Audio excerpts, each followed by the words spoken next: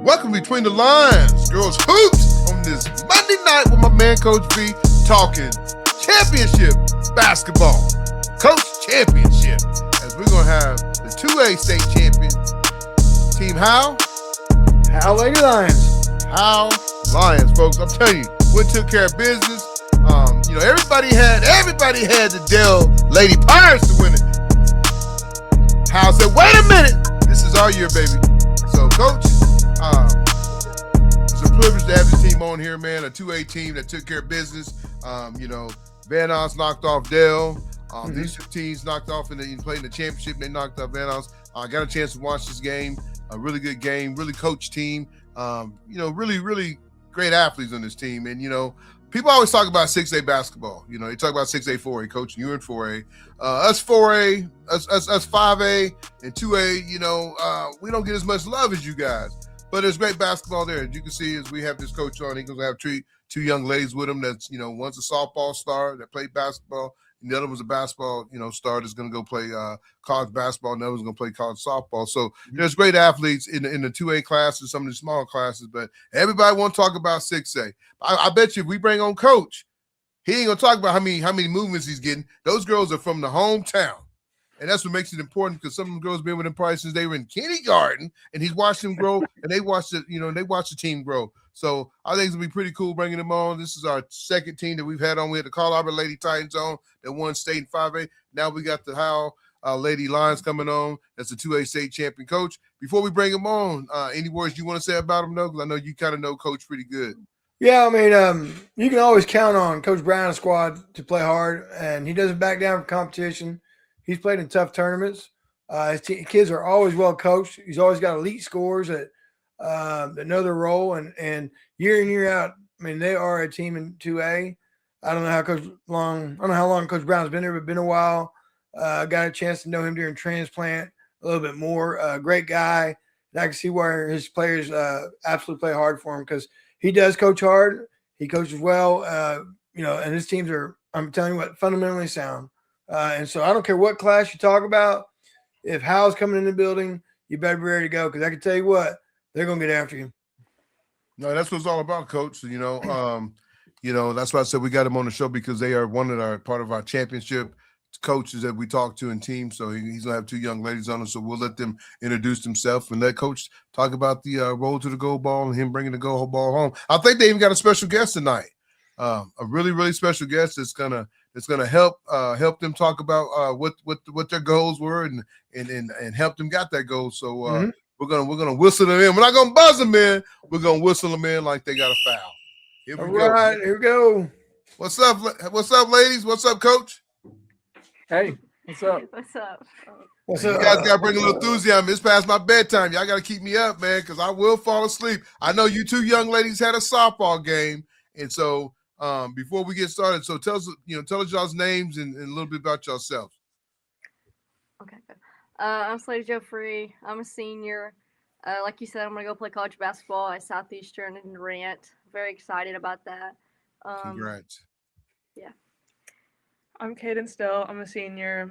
I'm going to play softball at Providence College. Yeah. Say that one more time, because these listeners gonna be like, "What?" Yeah, Providence. That's big time. That's big time, young lady. Big time. It snows in Providence in February. It ain't like LaFleur County down there. But it's going to be snowing when you're out there practicing, right? Playing? Yeah. All right, just making sure. Man, I'm scared of the snow, Coach. I'm scared of the snow. Coach, tell us a little bit about you, Coach Brown. My name is Chris Brown. I've been at Howe. This year was my 27th year coaching girls basketball at Howe. I've coached kids like this for a long time. What I mean by that is kids that will play hard, they're committed. Their parents make it super easy for me, because pretty much whatever I tell them to do, they're going to work as hard as they can to do it. We set the bar pretty high every single year. It seems crazy, but they want to go win a state championship. And at Howe, we hang our state championship banners from the ceiling, and we put our state tournament appearances on the wall, and their goal is to hang a banner. They don't want to just put one on the wall. They want to hang one from the ceiling. And since I've been at Howe, we've played 8 state finals. and we've won 5 of them, and we were runner-up 3 times. In fact, when they were freshmen, they were state runner-up. We won't mention the team. Who's the team, Coach? I gotta ask. Who's the team? It was Dale. Dale. Since you brought them up, we go ahead and mention them. That's I all right. love That's Coach. all right. I love Coach Smith. He does a great job. They just because of where we've had to play them or where we've met them, we've always battled for championships. It seems like with them, and we've won 1 and lost 1 on state championship Saturday with them.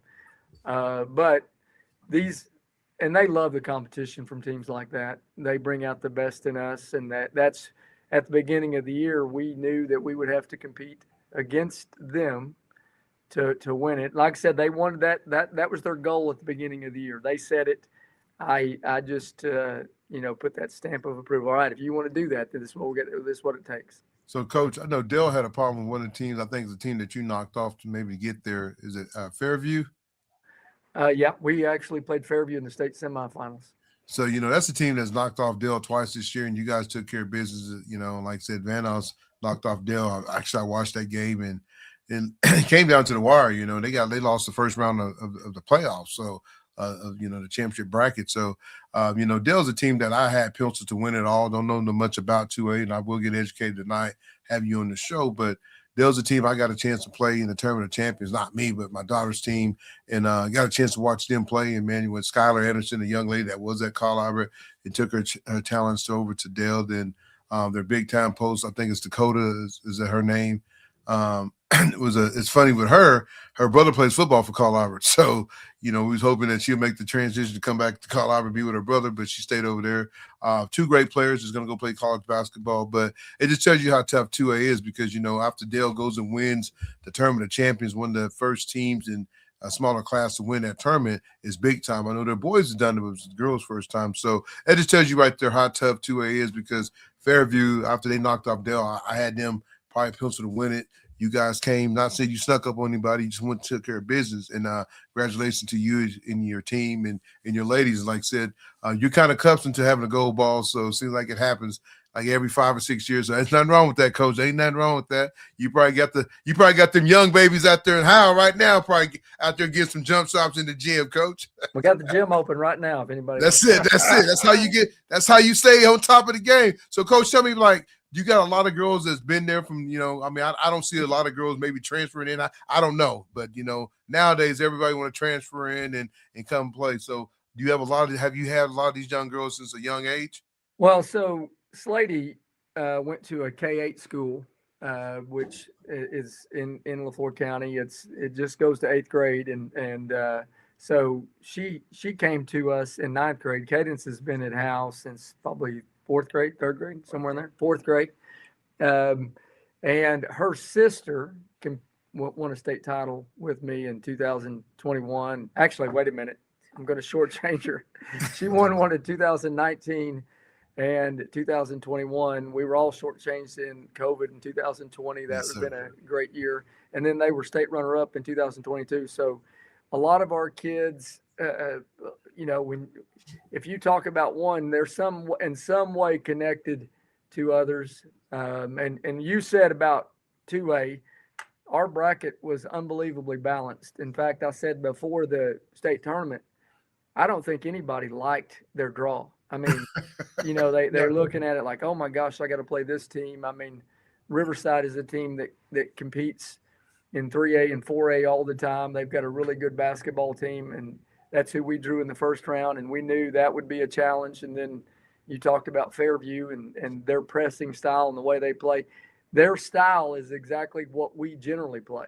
Mm-hmm. And because 3 of my top 6 were post players, I kind of adapted and changed, the way we played this year.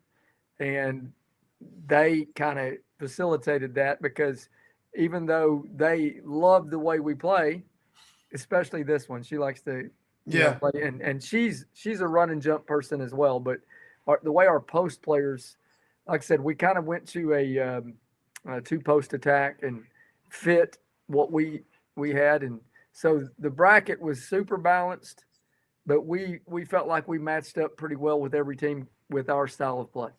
Yeah, that's Well, big. That's big time. I mean, you say Dell was your target.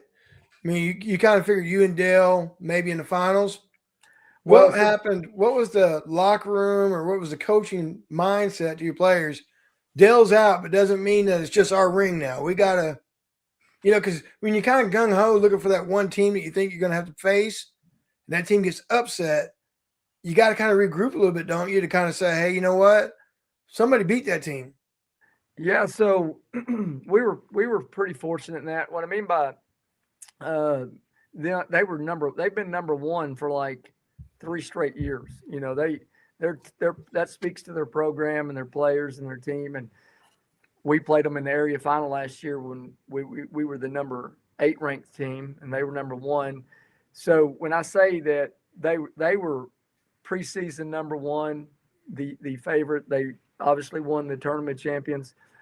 So for us, because they weren't on our side of the bracket, we and it sounds extremely cliche, but I don't do any advanced scouting on teams. I don't put any film up of any team but the team we're playing because I don't want them thinking about this team or that because we don't have any idea who we're gonna play. So the only team they thought about going into the only team we practiced for was Riverside. Okay. And the reason we do that is because we have no idea if there's going to be a tomorrow. And we played Coach Vic here. That's how when I first got to meet him, he was coaching at Luther. We put every bit of energy into playing Luther so that, and then if we win that game, what I always tell people is practice on what you do and do that well. Because when you get to the state tournament, especially this year, we played Thursday, Friday, Saturday.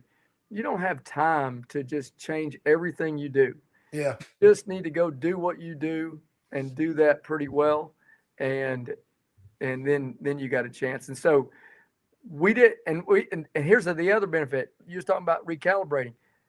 Fairview had our attention because they had beat Dale twice. yes, sir. And then after we beat Fairview, we played Van Oss in the final, and they had beat Dale in the first round. So we knew both of those teams were serious. Yes, sir. Okay. Competition. So I'd say we were benefactors of Riverside having our attention. And then once we won, we were able to put film up of Fairview and watch them in person. And then, because we played, I don't know if y'all probably never been, had to play at 9 a.m. Coach did. That 9 a.m. game, hey, I'll tell you one thing about it. You'll agree with this, Coach Vic. If you knew in October you were going to have to play at 9 a.m. in the big house, you'd have walked to Oklahoma City. It wasn't very far for Hera, but that's a long walk from Hal. Yeah. But we'd have done it. We were excited. We actually practiced in the morning for 2 days, 3 days leading up to, so we could be used to it. Be used to that early morning stuff.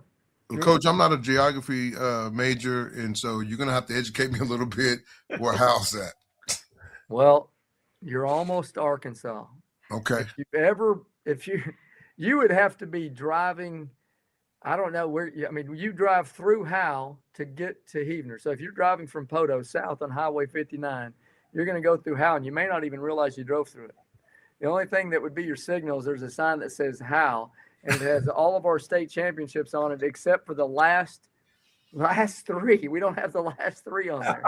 We need to get on. We need to get on the governor of Howell and tell him he needs to get busy. If he watches this show, we're gonna call him out. Hope that ain't nobody's dad or uncle, but we got to get him on. Hey, you got to put them up there. These young ladies earned that championship. They need to be on that poster when you drive it through the town, so people know it's Howell. I thought Coach Brown was the governor. How? What are you talking about? He probably is the governor. He owes Hal all the wins he got. They're not getting rid of him. He just got a contract extension for another 10 years, so he's good to go. Well, is it? I'm gonna say it right. Is it Slatey? How do you say it? Slatey. Yeah. Okay. So I'm looking back at your social media, and you played for Cy-Fair last couple of summers. Is that right? Yes, sir. Okay, so how was that getting from Howell to where y'all practice at, in Dallas or Tulsa? It was Tulsa, the Trey Young Center. Okay. So how was that experience playing AAU travel ball coming, during that summer?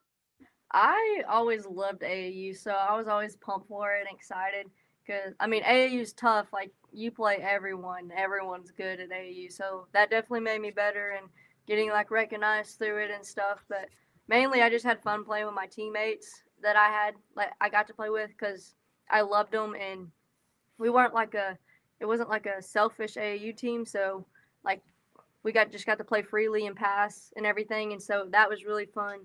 But just getting to play through the summer and stuff, that's what I really loved because I like practicing and stuff. Yeah, that's fun, but I'd rather just go play, and have something to do Yeah. and stuff. Keep myself busy. Well, why did you choose Southeastern? Huh? Why was Southeastern your choice? It felt closest to home, like closest to Coach Brown, Coach Grover did, and just the experience when I went and visited. I just knew that's where I wanted to go. I visited ECU, and they were super nice. I loved it too, but it wasn't the same. Like Coach Grover and I think the assistant Kaylee, they they made me go there, and I love them. I'm very excited for it. No, that's good. I mean, you pick a choice. You always pick a school that you like and you want to be at in case the coach does leave or, gets another job. You want to be somewhere you want to be, so then you don't have to worry about, do I need to leave because coach left? But, yeah. We try to tell all the young ladies a lot. That's good that you are on social media because we try to educate young ladies that comes on this show and young players that don't know because, a lot of these college coaches don't get out. And Coach Brown, because he could probably tell you he's been doing this a long time. So is Vic. A lot of these coaches don't get out. They can't get out like they used to. So what they do, they pop on your Twitter page and they start asking about this young lady. Hey, can she play? Yes. Then they might call coach or pop up to a game and see where you're playing at. So I love that you're active on the Twitter page. Some of these younger girls got to do that. Me and Coach Vic could be trying to talk to a girl that has a lot of good game. Then you go look at her page. There's nothing on there. So if we can't find you as guys that do a podcast, how can a college coach find you? Because they don't have time to search and look for you because they got 1,000 girls that are out looking and checking on every day. So great job on that. And that's a great organization you're with, Sci-Fair. Like I said, good luck to you. Young lady that's going to Providence, though, what kind of made you pick that school and what position are you a pitcher? You look like you can sling it. Can you bring the heat? Yeah, I'm a pitcher. You're gonna be there for a year. Then old girl Patty Gasper had you at OU. Well, how does a Providence find a pitcher and how America? Yes. Travel ball. I played for a team out of Iowa, and so we were playing in states like Kansas, Texas, Indiana, Colorado. So we were traveling all over the place, and there was a bunch, like almost every college you could think of was at these tournaments. So none of the Oklahoma teams kind of hit on you, or you just kind of like, this is what I want? It was what I wanted. I wanted far away. That's cool, man. I mean, I'm telling you, when I went to school, I didn't want to be too far away from my mama. I was a mama's boy. I wanted to come home every weekend.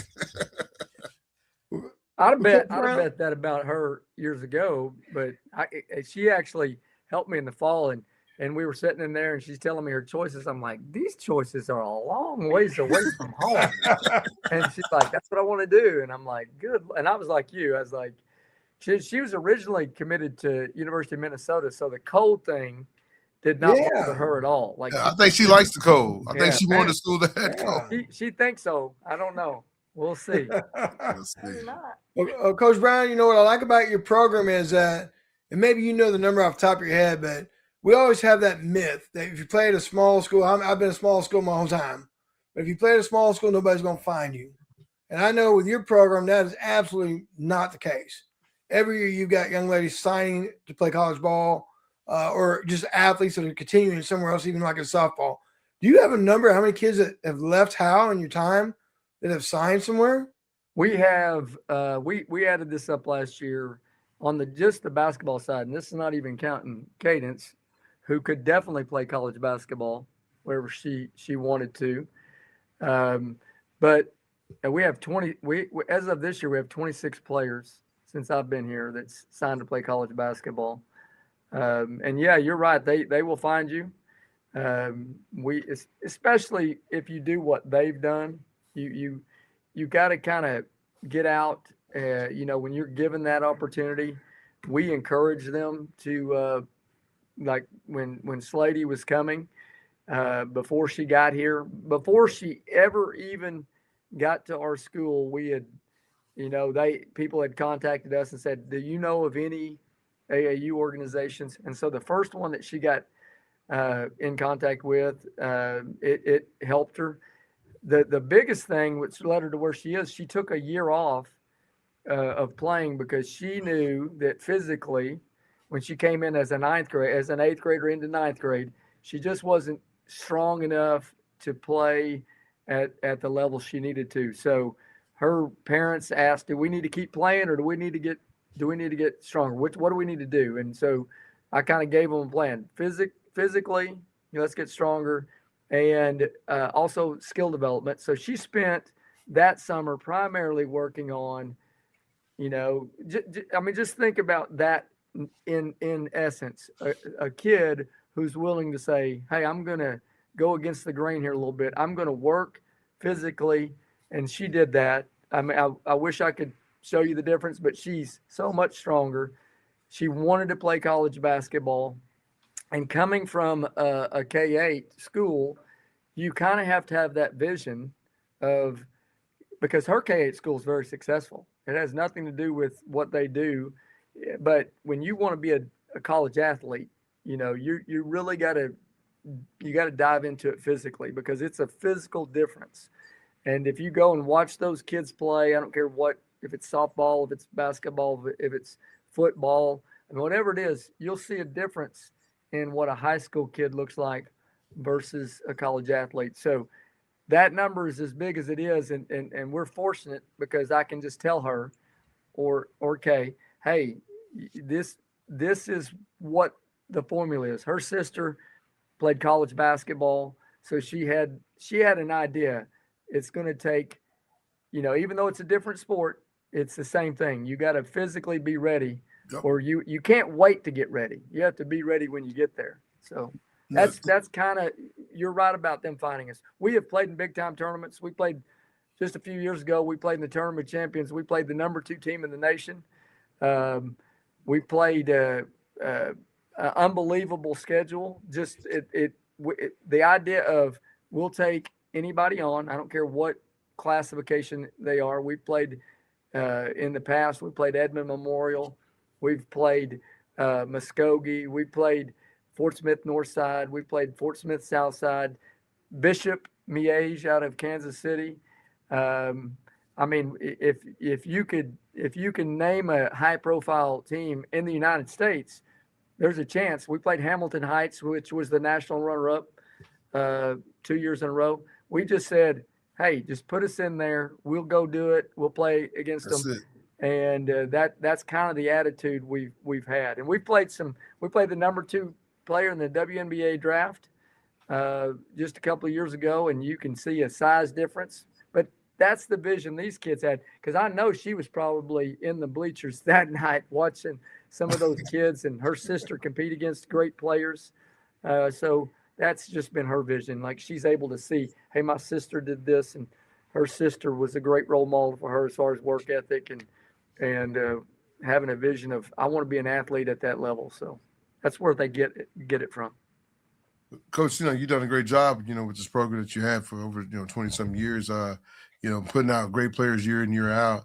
Like you said, not only they're going for basketball, they're also going for softball and other sports. So how many girls do you usually carry? I know you're a smaller school, 2A schools. How many girls do you usually have on the team?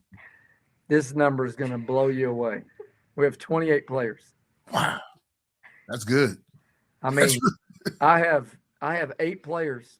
I dress 20 for every game except for the playoffs, because they will only allow you 15 in the playoffs. Yes, sir. So I have 8 players that's practiced every day since October the 1st that didn't get a uniform. And they played JV basketball.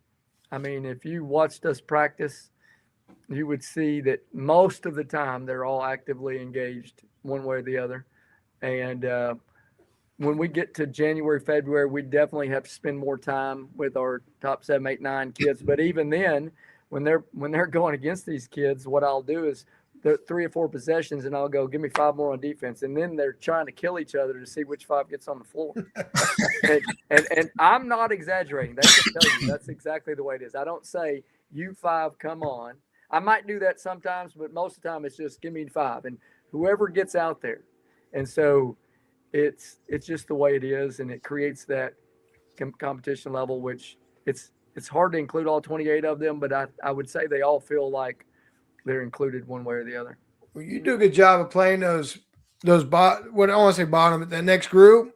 You do a good job picking up tournaments for them. I've seen your JV teams play, and I'm not talking about playing Class B. I'm talking about I've seen that how JV team play 3A and 4A tournaments to get them ready for the, instead of just sitting there, they're playing somewhere else and they're playing competition as well. Yep. Yeah, we played in the Hartshorn tournament this year with our JV. We played in the first round, we played Rattan. Then in the second round, we played Sand Springs, which is a 6A team. And then in the third place game, we played Wilburton, their varsity, who we played in the regional final. So that's a part of it. If I take them, I always tell them, I'm not going to tell you that we're going to do everything we can to win the game. But in the last 3 minutes, if it's close, I'm not giving the game away. We're going to try to win it. But if we take 15 kids, we play them all a little bit. In those JV tournaments, it's kind of a catch-22 because if you do too well, they don't ask you back, and we want to come back. We want the experience, but these guys, the best experience our JV gets is they go against them every day because our freshmen and sophomores, there were days they're sitting over on the sideline, upset and crying because they got the ball taken away from them or whatever.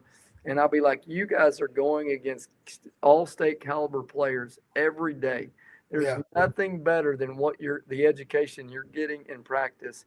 And it's the same education these two got when they were ninth graders. They were going against a state runner-up quality team at that time. And some days they walked out of there with their head down. But they came full circle where they're given the lessons and being leaders this year. That's good stuff. Coach, like, you got any good freshmen coming up or eighth graders that's going to be freshmen next year that can help you out? I will tell you that we have good players in every grade. I mean, there's enough there that we can be good at what we do. Now, this senior class, they're pretty elite in their accomplishments. They won over 100 games in 4 years. And these two right here, they didn't start as ninth graders, but it's not because they weren't good enough. They were plenty good enough. You were deep. That we just played them with our second group, and we played a lot of kids, and they got a ton of experience. And we got to the state tournament, and we upset a team in the first round. Then we upset a team in the second round. Before you know it, we're in the state final versus Dale. And I kind of joked with Coach Smith. I said, nobody's happier than Coach Smith that we were there that day. Because that team in particular, we were state runner-up in 2022, and we replaced our entire starting lineup. And so to get back to the state tournament and then win a couple of games, it had a lot to do with how these kids play. They just think they can beat people sometimes. Nothing wrong with that. Girls, you're done playing for Coach Brown, so I need to know. Coach Brown's always in a suit, tie, looking good, calm. What is it when the jacket comes off? Is that when it's go time? I mean, what's that? What's that like, Coach Brown? I mean, he's pretty calm, and all of a sudden, I know when I was down there, like, what is that signal that says, you know what? All right, we gotta go. Is it the jacket? What is it? Oh yeah. Oh my! I remember halftime Fairview game. They all came off. Yeah. Coach Brown taking the tie off and everything. Huh? Oh, that's great.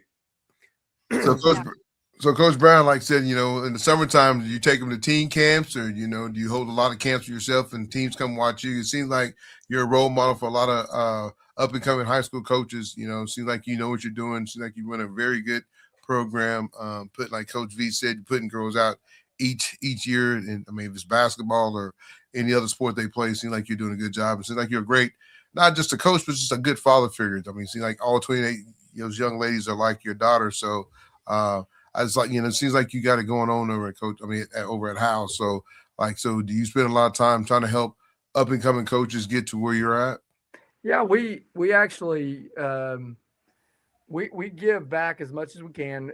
Sometimes coaches will come in and watch us practice, and my players don't like those days. They'll be like, "Oh God, there's a coach here, so he's going to be crazy today," And so you tell them you turn the amp up a little bit, Coach. You just turn it up a little what bit. We do, but sometimes that's good. We actually we had a coach give back to us this year. We were.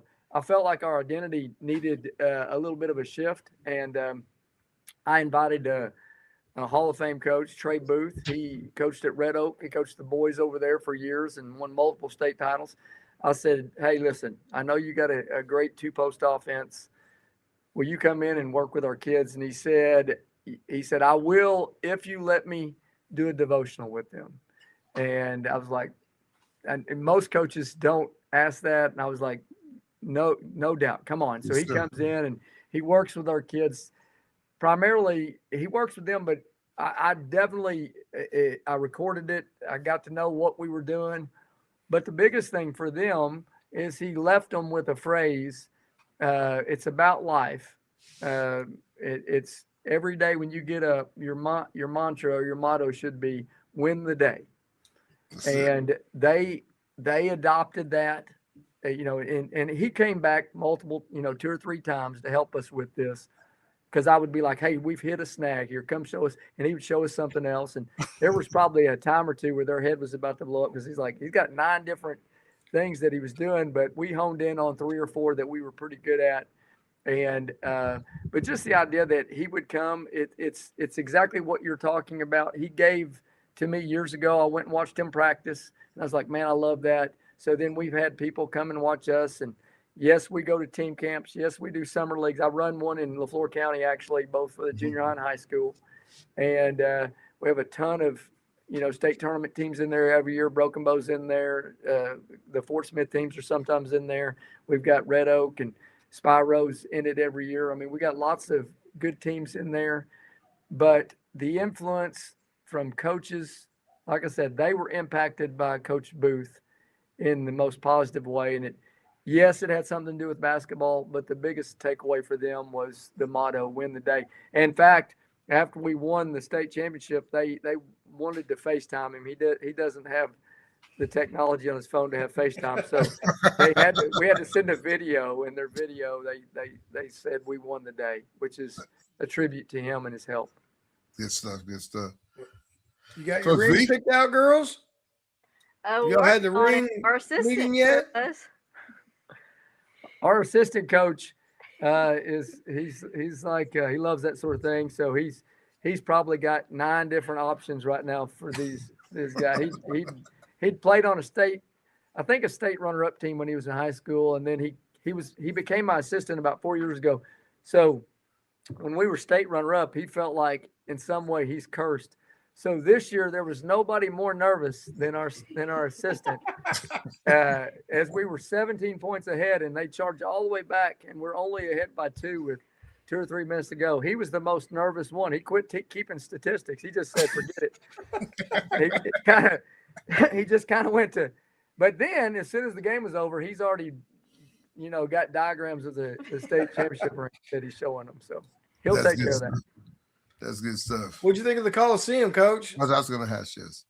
I'll be honest with you. From on the floor and being as a coach, it felt like the big house. It felt just like what it felt like when you coached down there. So that part was amazing. And then the being up in the stands, man, it was. I don't know how you could ask for more as a fan, because you can go up to concession.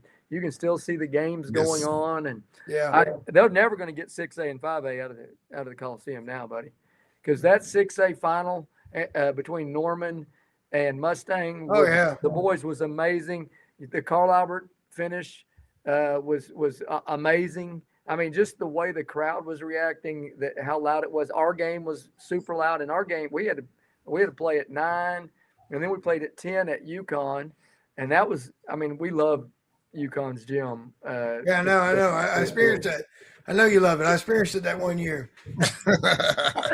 we had a really good team in 2009. You did have a good team that year. We did have a good team. The only thing I asked was, my gosh, the locker room was like forever. Were you home or away? Which one were you? No, yeah. So we were home, and you're right. That was the one negative, but they might love it because we were behind the Riverside in the first game, and so by the time I got to the locker room, I was too tired to gripe at them. I was ready to get back out there. Coach, I'm tired.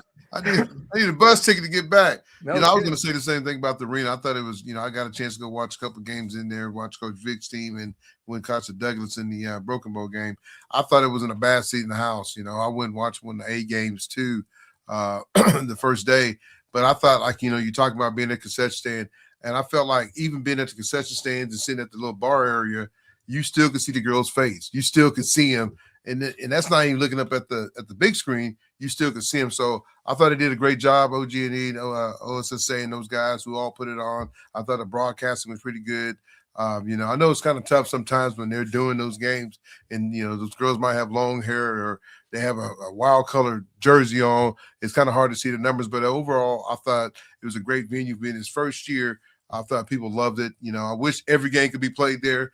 I know it's kind of tough because, like you said, you went from playing there then to UConn and back there. So you're looking at a different kind of shot. But I thought a lot of girls and boys both shot the ball well in that place. And I know I think this year was just amazing, the job that everybody did. I mean, it takes a village to make the job happen. But I think, the crowd's in there, people getting fired up. I know Newcastle does a really good job bringing fans on boys and girls side. And I know a lot of times when you get those small towns, everything shuts down. So I love it. Like I said, you talk about, keeping 5A and 6A there. I wish there's a way that each game can be played there. I mean, maybe Oklahoma, instead of building another Thunder. I know we love our Thunder, but maybe might build a second arena for we could do all the teams. But like I said, it's a great atmosphere, and I know these young ladies probably love playing there. How'd you ladies like playing there? Did y'all like it? Yeah, I feel like that they made the fans and stuff way closer to the court, Yes. so like it's more interactive and stuff. The seats were way more comfortable. Yes. Yeah. Hey, you can take a nap in there and not get a kick in your I neck. took plenty. Yeah, I liked it overall. I think they did good. There was one thing that I didn't like though, but they didn't have this one stand that they had at the big house, the freaking drink stand. They made it with Sprite and some other flavors, and they were so good. What were those called? You know what I'm talking about? No. They were like beach Nobody drinks, knows what and you're I was talking so about. excited. And I got there, and they didn't have them, and I was like, "Are you kidding?" Oh, I tell you. they had my I tell you Dippin' what. Dots. That's all I cared about. Well, I did the funnel cake, and I had more funnel cake on me than I had eating it. So I quit. There's a picture of me, Coach. I sent it to Coach, man, and I'm just funnel caked out. He asked me, he said, "You gonna get it?" I said, "No." The kids, everybody took pictures of me, man. I look like a big funnel cake. So, but like I said, I love the atmosphere there, man. I think it's a great venue. I think it's a great deal for high school girls basketball. I know a lot of the teams like in Dallas, they play in Jerry's World, stuff like that. But I really like what we had. I thought it was really like the college NCAA tournament, championship. So, playing in a big arena, but it was cool. It really was, though. Like I said, good luck to you, Coach, Brown, and you two young ladies in y'all's next chapter.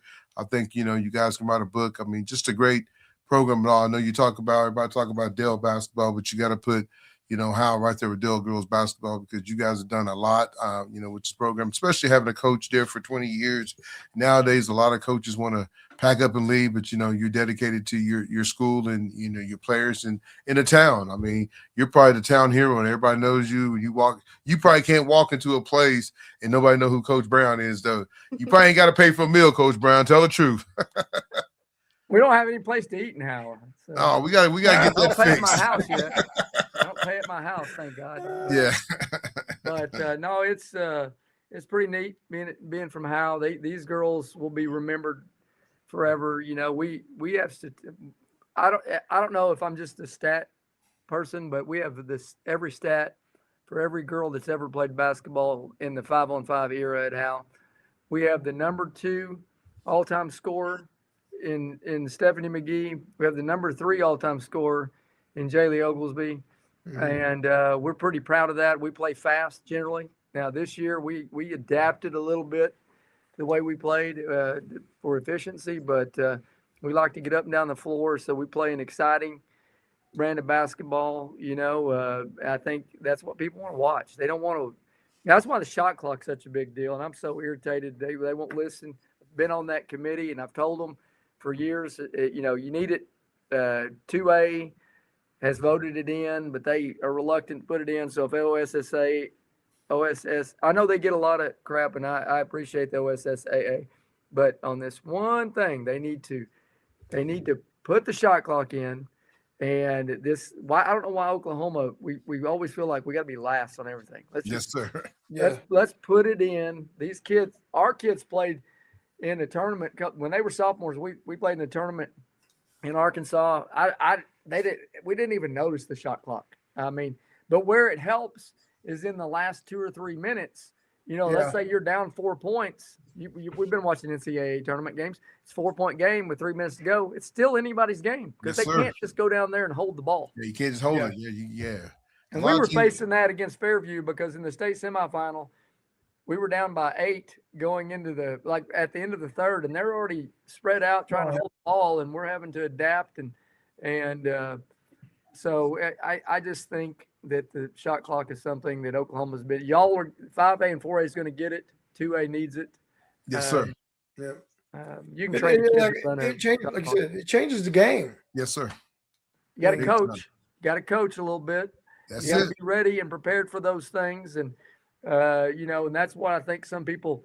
It's so much. I know it takes coaching to hold the ball. It's not, but I just think nobody. If I paid a ticket and watched a game that was 4-2, I would be mad. I mean, I'd be irritated. And I want to see basketball the way it's supposed to be played. We invented the game, and we're behind Europe. Yeah. I don't understand that. Europe's got shot clocks at every age division, and we're sitting here saying, let's hold on to this dinosaur because it's cool. I don't know. He keeps it real. I love it. Yep. Well, Coach V, anything else before we let these? No, Coach Brown, I appreciate you coming on. I appreciate players coming on. Again, I've always been a fan of your program. When I was 2A, you're always the team that was ranked high.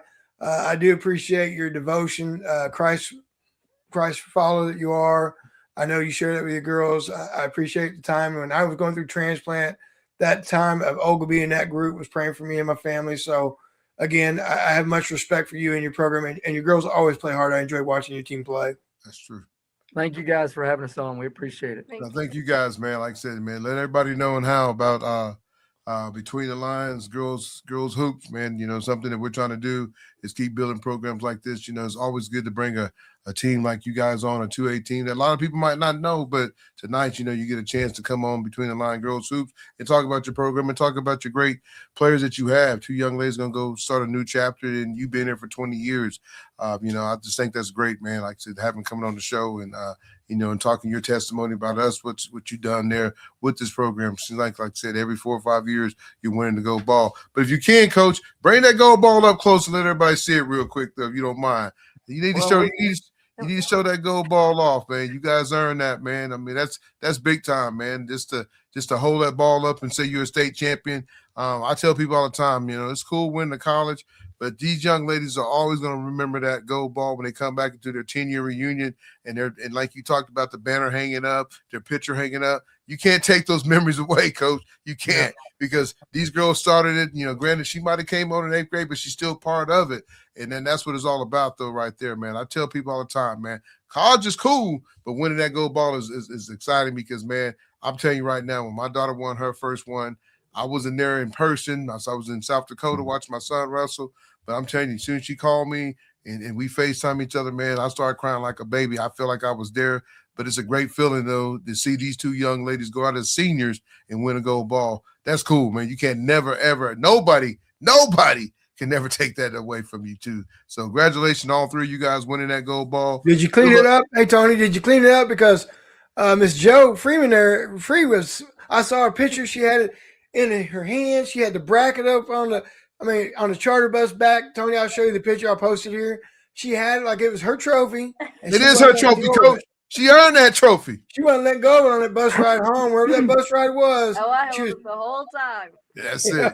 Coach Brown probably rides around in his truck buckled up like one of the kids. Yeah. I definitely buckle it in. There's no That's doubt. it. That's it. Coach, you got to cherish that, man. Everybody don't get that, man. That's what I'm trying to tell you, man. You know, the funny thing is, before I let you go, my son told he won 2 in high school, in wrestling. And, and he was telling my daughter, he's like, man, there's no feeling like winning your own high school state championship, because can't no one take that, man. I'm telling you right now, I'm still a proud papa, man. I'm walking around my chest out like I did something.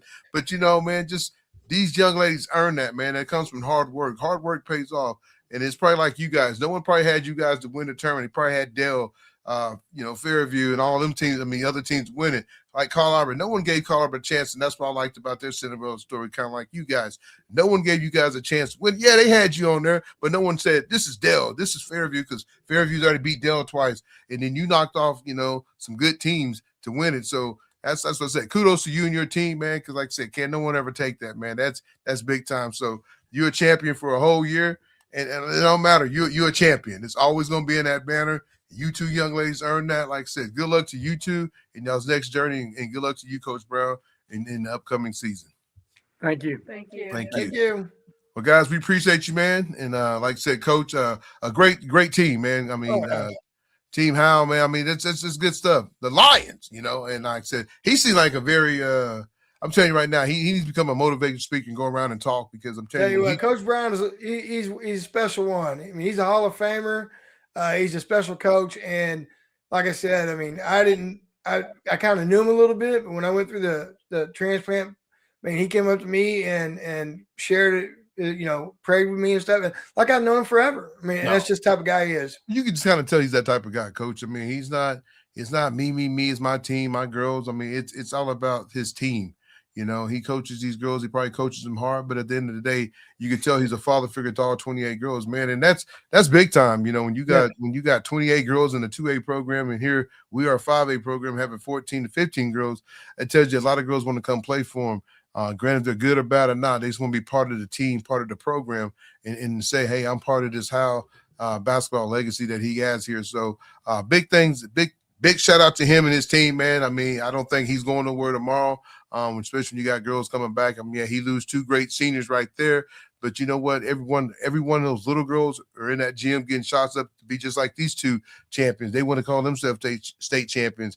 And that's what it's all about, though. When you're at a young age, you want to be like those 2 young ladies. And like I said, he's going to have a chance to coach many more girls and win them a couple more gold balls. Anything else, Coach, before we get out of here? No, I appreciate the time. And another champion, covered another champion. So that's what we do, Coach. Champions here.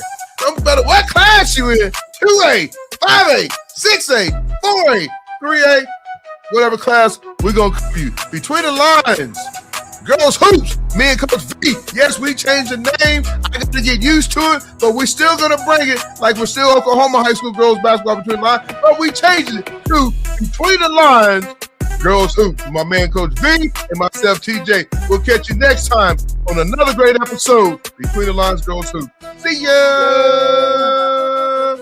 Thank you for tuning in to the 2A state champion. How? Coach Brown and 2 young ladies going to go off and play college ball. Good luck to them and their families.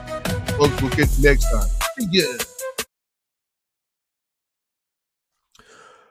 we'd like to thank the following sponsors: Above the Line Hoops, Prep Girl Hoops, Keep It 100, and for the latest in high school girls basketball action, check out the podcast on YouTube.